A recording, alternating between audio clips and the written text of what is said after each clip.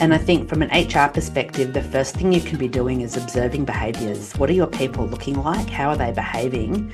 And what pattern changes might you be noticing? I'm Dr. Joey Fawcett, your Work Positive Culture architect, executive coach, and best-selling author, here to help you do one thing today that creates a positive work culture so that you grow people and profits. Hey, do you ever think to yourself, I'm burned out? I guess we all have at some point in our culture journey, but I'm just hearing it more and more from Work Positive Nation saying, I'm burned out, more so today than in recent years even. So this episode of the Work Positive Podcast will help you achieve sustainable success without burning out. My guest is so passionate about empowering you to thrive by focusing on three things: self-awareness, connection, and balance. She also happens to be the host of This Connected Life podcast. She's authored a couple of books, one, the bestseller Fully Connected, and then also The Social Association. So go get your burned out coworkers. Let's all lean in, learn, and love our work on this episode of the Work Positive Podcast. Work Positive Nation, yes, she is here to help you. Bring your burned out friends and let's listen up to Mel Kettle. Mel, welcome to the Work Positive Podcast. Oh, thank you so much for having me. It is so good to be here. Bright and early for me today. Yeah, it is. It is. Well, you woke up looking great. Thanks for that. Appreciate that. My natural beauty. Yeah, I have to get up and fix my hair every morning. So, it's a little different for me. And if you're not watching the video on YouTube, it really is quite hilarious when we're talking about hair. So we were just talking before I hit record. I thought the word burned out had sort of passed from relevance in terms of a word using to describe our work experience today. I was wrong. It's come back with a vengeance. So what are you discovering out there as you help burned out people? So many people don't actually realize that they're burned out or that they're on the cusp of burning out. And I look at so many workplace cultures today and just the culture of work in general. And I had thought falsely that it was getting better. And I really don't know if it is in the same way that I would love to see it improving. It's been 25 years since I burned out at work. And I was reflecting on this recently because it's 25 years since I completely upended my life in Sydney, in Australia, and decided almost on a whim to quit my job, ditch my toxic boyfriend, cut my hair off, and move 1,000 kilometers or 650 miles away from everybody except for one person who I knew. And it was because I was completely burned out, and it took me a long time to recover from that. And the reason that I allowed myself to get to that state is because I really wasn't listening to the warning signs that I was getting. And, I talk a lot about our warning signs appearing as feathers, bricks, and trucks. And the feathers that we have as warning signs are those little ticklish, niggling things that appear and we brush them off because they're not serious. So it might be you're drinking, for me, some of my feathers were I was drinking a lot more coffee. I normally have 1 or 2 cups a day, and I was going from 1 or 2 a day to maybe 5 or 6 a day. And that was having all of the physical effects that you would expect that much coffee to have. My alcohol consumption significantly escalated. My hours at work significantly increased. I was sleeping very poorly. I was really anxious. One of the turning points for me was when I went to the doctor about something random, and he said to me, "How are you?" And I cried uncontrollably for half an hour and like hyperventilating uncontrollably. And he looked at me and said, "All right, you're that good, are you?" Is this just for today or is this a pattern? Exactly. Right? And then he took my blood pressure and said, "I don't know how you're walking around. I've never seen blood pressure this high in someone your age. And if you don't make some major life changes, you're right on the track of having a stroke by the time you turn 30. And my 30th birthday was about 3 months away. And so I just thought, well, I don't want that. Oh, no, that was a brick. And that was the brick. And I'm really grateful I didn't have the truck because the truck would have been the stroke, Yes, it or some other catastrophic life event that would have would. absolutely flattened me, if not killed me. And Mm-hmm. so I see, and so it still took me a few months to, quit the job, ditch the boyfriend, cut the hair and move. But it, I had all Sorry, of these. I'm laughing because you covered everything there. You did ditch the boyfriend and the job and cut your hair Oh, off, right? And yeah, the move. whole lot in one hit. Yeah, that was a lot to leave, right? hmm So, Yeah, it was. It was. And the other thing is I was living alone during that time. So mhm. there was no one at home to check on me. And I was living in Sydney. I've lived there for about 4 years, but my whole life in Sydney was working. And so I didn't have a lot of friends in Sydney or a social circle. My parents lived about maybe an hour and a half's drive away, and I saw them fairly frequently, Mm, but not with that day to day. Are you eating well? I'm really worried about how much you're drinking. You don't look very healthy. yeah. And my whole team at work was like that. I know every time I would say to my boss, I'm feeling really overwhelmed. I'm really struggling. There's too much work. We need to pull back. He Mhm. would say, but we have a contract with the client that we were supporting. Um, I don't have any more budget to give you any more team. You just have to make the best with what you've got. Mm. And he had a heart attack at 55. So, which Ah, was a couple of years after we worked together. So mm, and he had come up, he would have been about 20 years older than me. And he had come up in a different work life where you worked until you just pushed and pushed and pushed. And the company that he had previously worked for, or a company he had previously worked for, he had a colleague who died at work from stress. And so my. it was just this, it was it was in the 90s, and it was the mark of, I guess one of the things you were valued for was how many hours you were in the office. Mm, And that's what I'm seeing coming back into workplaces today. Like COVID was amazing for work-life balance in many cases because you could work from home and you could do a load of laundry at lunchtime. You could be there for your kids. You could throw a meal on to cook for dinner. You could have right. time to prep vegetables. You had time to exercise because you weren't doing a 3-hour commute a day. And so with so many organizations now demanding returns to the office, I'm just seeing how if people don't change jobs for something that better suits them, Mhm. then I can really see that this burnout is going to spiral again. So this opposite but equal reaction to the Mhm. pandemic now in terms of where we office is driving burnout rates up. Yeah. I I'm think I'm, it will. I'm I intrigued think it that will. your personal if, not that we can separate personal and professional lives, but I'm intrigued that you made three big, well, I don't know a lot about cutting your hair off. Mine just kind of cut itself off, but literally. But I mean, the significant relationship and then your work, you Mm, ditched both of those at the same time. yeah, Was this a yeah. baby in the bathwater kind of reaction to all this burnout, or was that strategic on your part? It was not strategic. It all happened my first day back in the office in January after Christmas. And in Australia, for your listeners who aren't familiar with our culture, our summer is December, January, and most people take quite a few weeks off work in over Christmas. Mhm. Um, and so we did as well because a lot of organizations here shut down for 2 weeks over Okay. Christmas. And Okay. so my organization was one of those, and I got back to work, I don't know, the 10th or 12th of January, and I was the first person in the office with my boss, as we always were, because hours in the office was highly valued. Sure. And and he said to me, "How was your break?" And the first words out of my mouth were, "I quit." And he looked at me and said, "What?" And I looked back and went, "What?" And he said, "You've just said you quit. Do you mean that?" And I said, I don't know where those words came from, but they came from somewhere. And so, yes, I do mean it. And So you were as so it was not surprised as he strategic at was all. then. Oh, yeah, I was. I was. I don't know where those words came from. I'm Wow. very grateful they popped out of my mouth that day.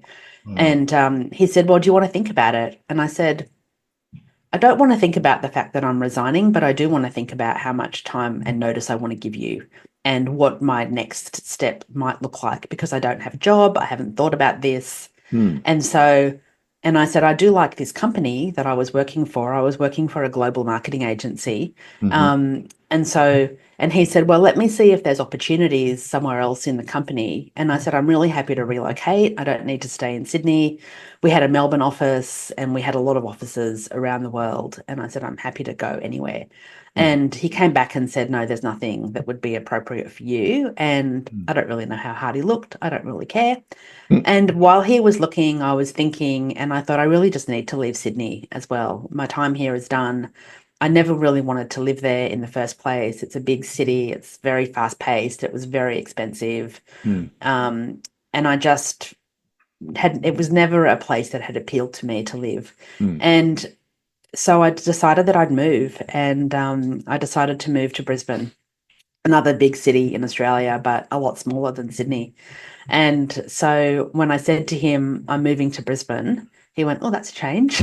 How your mum and dad taking 650 that? miles, right? Yeah, yeah, yeah. And I said, oh, yeah, I haven't told them yet. And and so I gave a couple of months' notice, and 2 months later, I packed up and I moved to Queensland. And Hmm. it's one of the best things I ever did. I got an amazing job just after I arrived, and my life has just absolutely thrived since I made that decision. And Hmm. I was thinking about what do I want out of moving to improve my life? Because I've always believed that every time you make a big change or a big decision or a big move, almost everything has to be better as a Hmm. consequence of that decision. Because otherwise, why would you completely upend what's Hmm. working for you? Hmm. And not that this was working, but I was upending a lot. And Oh. so I thought, okay, so I want to move. When I move, I'd like to be able to afford to buy a home and a house, not just a tiny studio apartment, which is all I would ever have afforded in Sydney. Hmm. I thought I want to find a partner and have the time to dedicate to a real relationship that's a healthy relationship. Hmm. And I want to find some hobbies because I hadn't done anything hobby related for 4 years of living in Sydney because I worked 80 hours a week. Hmm. And so I, within a couple of years of moving to Queensland, I owned a home and I had a partner, and we've now been together for 20 years. And I found some hobbies. Congratulations. Yeah. And What so are your hobbies? I love reading. I do a lot of reading and I love Uh-huh. to cook. Oh. And yeah, and 4 years ago we moved to the beach, from the city to the beach. And so I just love hanging out at the beach, going for beach walks, having a swim, Uh-huh. spending time outside, going for coffees, doing Pilates. Yeah, Yeah, there you all are. these things I never would have thought about doing 25 years ago. So you found yourself a life, and I have a life. I have an amazing life. And I yeah. work, like I really put a lot of thought into Mm. what do I want that life to look like? Mm. And, Mm. when I first moved up to Queensland, I was an employee. Um, I worked for an arts organisation, and then I worked in government, Mm. and then I started consulting. So this year's my 19th year of working for myself. Mhm. And that has really allowed me to make decisions about what do I genuinely want my life to look like, Mm. and what are the deliberate decisions I need to make so that it looks like I want it to make. Mm. And what's the strategy? You said, did I have a strategy about resigning? No, I didn't, but I have a very deliberate strategy now about how I want my life to look. And I've Wonderful. worked really hard to get there Yeah. because, Such it's a long-term plan for a lot of those things that we wanted.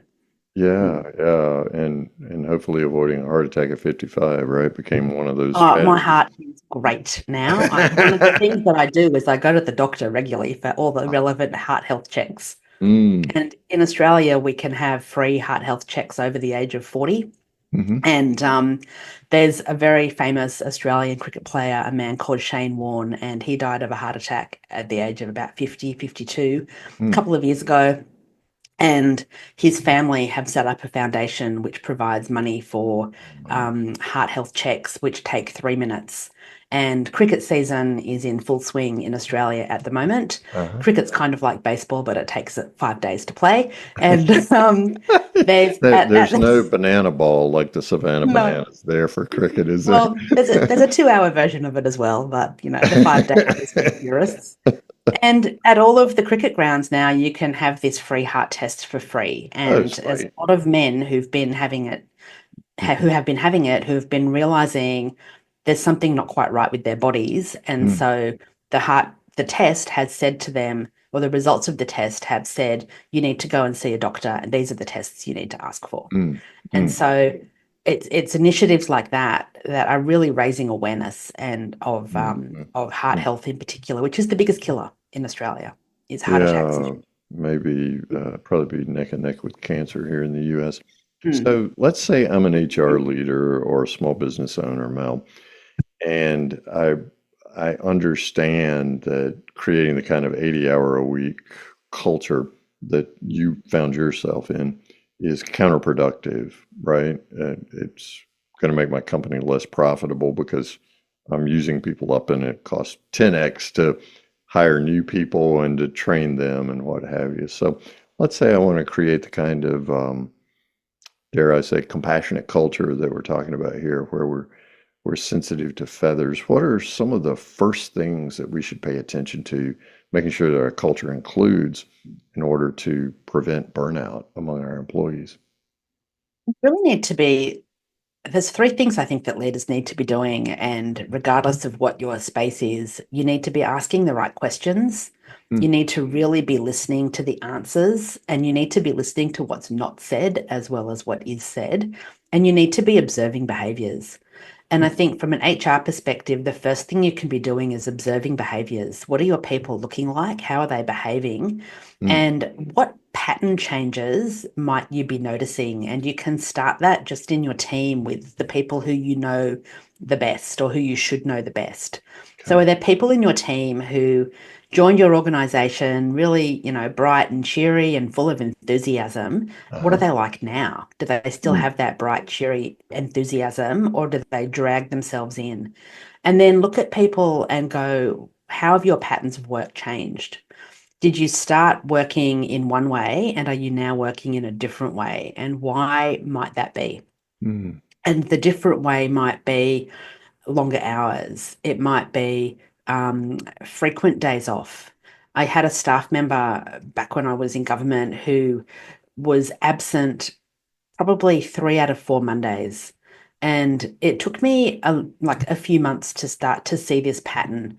And so I had some very gentle conversations with her about why she was absent so many Mondays. And there were things happening that I hadn't been aware of, both in her home life, but more with the workload. She just felt really overwhelmed with mm, the volume of work that she was being given, and she didn't know how to ask for help.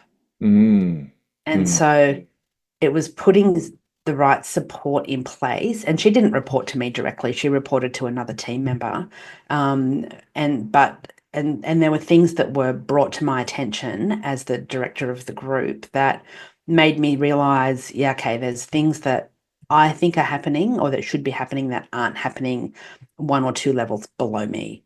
mm, And so I started asking questions and I started observing and I started spending a lot more time on the floor of the office where my team sat, so mm, that I could get a better sense of the conversations that they were having, with each other and over the phone, and what was happening in their lives. And that helped to identify some issues that could be easily solved, and then identify some other issues that took a lot more work to mm, solve. mm.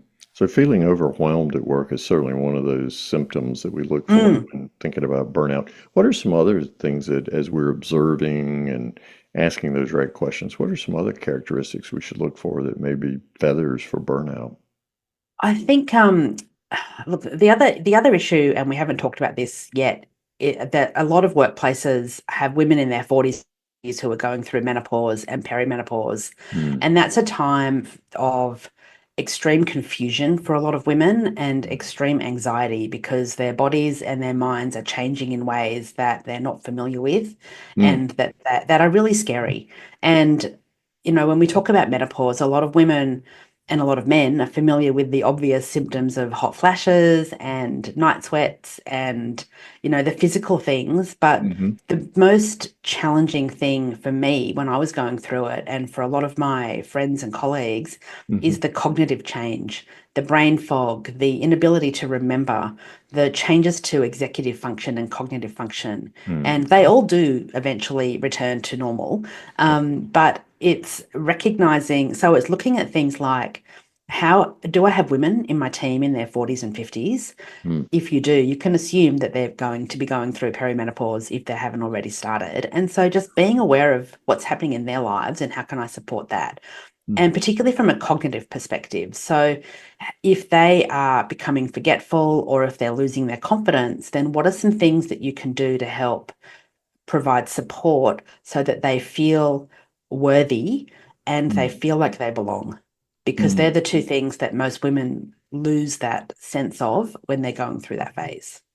Belonging is so important in preventing burnout as well. Yeah, it Knowing is. that It I'm really is. connected and that Hmm. this is Hmm. my identity and Hmm. I'm Yeah, aware of my identity. And yeah, so, yeah, yeah, menopause is one of those times when the sand is just shifting so quickly under your feet. Just yeah. It staying really is. upright is a challenge some days. Oh, for me, that was definitely a massive challenge on some days. And I talk a lot about what does success look like for you. And there were days when I was deep in perimenopause where success was just getting out of bed, having a Yeah, shower. Yeah, yeah.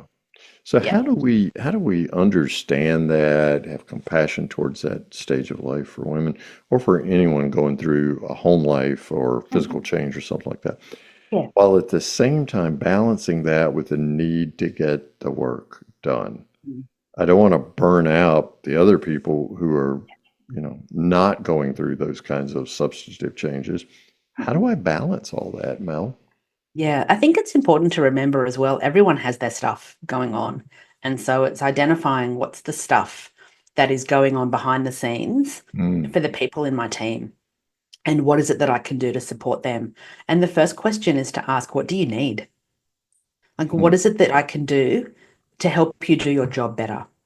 Is there any support I can give you to help you do your job better or to help you enjoy your job more?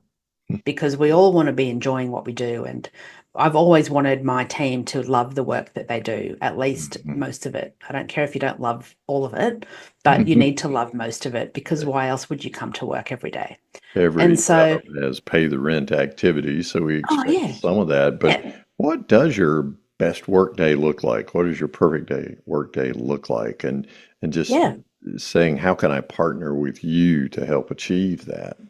That's it. That's it. And then, I had one client who said to me, she was the CEO of a small organization with about 20 staff. And so if there were people that weren't performing as they needed to be, it had a Hmm. massive impact on the organization. Sure. And it was at the beginning of COVID when everybody was in lockdown. And she said to me, I've got one staff member, he's been with me for a year. He's just been such a high performer. He's been fantastic. And he's really not at the moment. Mm. And I said, well, things have changed. Have you had a chat with him? Do you know what his home life is like? Because as we know, when you suddenly had to go into lockdown, that impacted everyone differently, depending on, the environment in which they lived. And she said, no, I don't. And I said, maybe you should ask if everything's okay at home and how you can support him at home. Hmm. And she called me the next day and said, that was such a good question because in December, and this was in March when we went into lockdown, in December, he moved into a one-bedroom apartment with his new partner who he'd been dating for 6 months, and they got a puppy. And she's working from home as well. And so And he so's the has, puppy. and so's the puppy. And so he's really grappling with a new relationship where they're with each other 24/7, which was not part of the plan, a Ooh, new puppy who's completely wreaking havoc and causing a lot of stress because they can't take him outside as much as they would have liked to. yeah. And there's nowhere for him to actually do the work because they've got a one-bedroom tiny apartment and they don't have a desk and they don't have a table. And Mm. he's really struggling with the logistics of working, and his partner's at home as well. If you look up the word chaos, Oh, that yeah. picture is there, right? Yep. It's Yep. And horrible. so she bought them a desk. She bought them both a desk, I think. Oh, And that's, said one of you and she just said, let's figure out what the best way is of doing this. And mm, I think she also bought him some noise cancelling headphones so that he could have the silence when he needed it. And mhm, that was, I think, for them to share. I don't know, however they worked it out. But mhm. she's like, right, I can help you with some of these things. I can, and she said, I wish you'd said you didn't have a desk because I provided you with computer equipment, but it would have been helpful to know you had nowhere to put it. Yeah, really, absolutely. Well, and so oftentimes, Mel, it's a sign of weakness to admit I don't have a desk or I just moved in, like this. So Exactly. the proactivity of a manager and going or a leader and going to someone and saying, "Hey, what can I do to help?" Oh, yeah. That's beyond this woo-woo soft skills approach that so many of us Mm, eschew, and it was mm. really stepping up into a matter of profitability because his Oh, performance was suffering. absolutely. And sometimes, when you ask that question, is there anything you need to do to do your job better? Is there anything that you need to make your life at work easier? The answers that my clients have reported back to me, some of them are hysterical. One person said, I just need a new chair because my chair is so uncomfortable. I can only sit in it for about 5 minutes, but I didn't think we had any budget because everybody's banging on about budget cuts. And Oh, so I didn't want to ask. mm, Someone else said, I really need some help in prioritizing tasks because I report to two people and I'm being overloaded and I I've actually heard don't of that. understand the importance of what I'm doing Hmm. and the sequencing in which I need to do it because my brain's just decided to shut down because of the confusion of so much. So Mm, can you help me with that? mm, And some other people have said there's all these new skills that are happening. I don't know. Can I do a training course on something? Like, can I have a bit more of your time? Or, one person said, a staff member said, you've hired me to do a job. You're hovering over my desk too much. It really puts me off. Can you just not? mm, mm, I'm mm-hmm. happy to have a one-on-one with you like once a week, but I don't need every day. Yeah, because Or, it felt like or micromanagement at that point. yeah. Uh-huh. And so, by gently asking this question and by being genuinely interested and wanting to be supportive, Hmm. it's amazing the answers that you'll get. And mostly the answers you'll get will be things that you can solve really quickly. Oh, yeah, very, very quickly. Mel Kettle is Mm. my guest on this episode of the Work Positive podcast. In the show notes, you'll find melkettle.com and some other goodies there from her. We'll talk more about those in just a minute. But unless you're burned out, go ahead and open up melkettle.com and you'll be perusing that. We'll talk about that more in a minute. So, Mel, what are some challenges that keep leaders from asking those questions or prevent them from observing the feathers that lead to the bricks that lead to the trucks? Hopefully not, but of burnout. I think that the biggest challenge is that they're overworked as well. And most leaders that I've worked with are just struggling to keep their own heads above water. And so they don't really have the time that they want to dedicate to their team Hmm. because as anyone who's been in a leadership role knows, 75% of your time is spent on people management. But if you've got KPIs that you need to achieve that are outside of that people management, then how do you do that as well? Something has to give. And it's usually the people that give because it's the easiest thing to let slide. Hmm. And so that's one of the biggest challenges. And I feel like the other challenge is that I'm really seeing is just the world of work is changing so much. And how do you keep up? Rapidly. How do you keep up with everything, with the technology changes, with the AI, with the cultural shifts, Hmm. with the impacts of political changes that you're seeing in the US right now? Hmm. All of the overwhelm and the over explosion of information that's coming out right now, particularly for you in the US with a new election and so many announcements being made, Hmm. regardless of what side of the political fence you're sitting on, how do you manage all of that new information in your head when you have to do a big job of leading people? So let's lean in and find Mm, out how we do that because the complexity and the rapidity of the change yeah. overwhelms even those of us who are most grounded. Absolutely. And I think like the advice that I'm giving to my clients and that I've always given to my clients in times of big change, and particularly, during COVID, Mm, when it was that overwhelming amount of information and the fear because of you don't know what's next, I would just say to my clients, and I say this to your listeners, be really careful about where you get information from mm, and have a look at who, if you're on social media and, mm, really who isn't these days, yeah, what does your feed look like? mm, And how often are you spending time on the different social media platforms? yeah. And where are you spending time on that? Are you picking up your phone and randomly scrolling through Facebook and Instagram and X and Blue Sky and Threads and TikTok? And what do you think that information is doing to your brain, whether Mm, it's, cat memes or something more sinister? Um, so one of the things you can do is have an awareness of how much time are you spending on your phone and what apps are you using, mm, and then deleting a couple of the apps that don't serve you. So right. yesterday I took Blue Sky and Threads and Twitter/X off my phone, and I Mm. already feel lighter. Ah, Facebook came off my phone years and years and years ago, and hmm, I just look at it on my computer every now and then. I still have Instagram and LinkedIn on my phone, but I'm really selective, particularly with Instagram, about who I follow. I yeah. follow a lot of people who love to read, who love to cook, Hmm. who love the beach, who post pictures of cute cats, of fashion, And you get of some great of recipes that way, right? yeah. Oh, I do. And that's the content I share on Insta as well. So if you Right. want book recommendations, follow me on Instagram. There you are. But um, So we but really need to be our own editors and you more do, you do, judicious and a you tighter do. filter on the kinds of information we let in, because Absolutely. that's just as deleterious as Mhm. drinking too much coffee, which leads to drinking too much alcohol, right? Yeah, yeah. And it's the same with like what news media are you consuming? Are you watching? My husband used to watch the 5 o'clock news, the 6 o'clock news, and the 7 o'clock news Oh, and the morning news, and it would drive me crazy. And now I don't know what happened in his mind, but he no longer watches the 5 o'clock and the 7 o'clock. And usually he only watches a little bit of the 6 o'clock, and the morning TV doesn't go on.